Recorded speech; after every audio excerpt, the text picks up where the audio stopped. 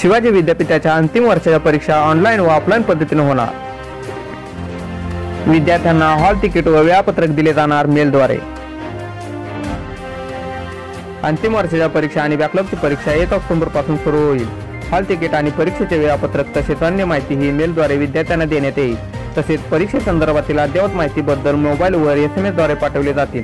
यासाठी प्रत्येक विद्यार्थ्याने स्वतः महाविद्यालयात जाऊन आपला ईमेल मोबाईल क्रमांक अद्ययावत करावा। विद्यार्थ्यांच्या नियमित जवळ असणारा मोबाईल क्रमांक द्यावा असे आवाहन परीक्षा विभागाने केले आहे।